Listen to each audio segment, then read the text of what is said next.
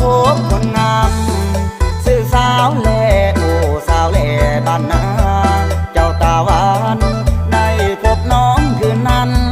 สุดสำราญพบในงานผ้าป่าสามัคคีโอ้สาวแลบ้านนา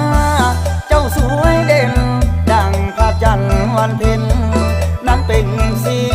อายขอฝากหากน้องฝากไมตรีโปรดสงสารปานีและเห็นใจอายนี่จากบ้านนา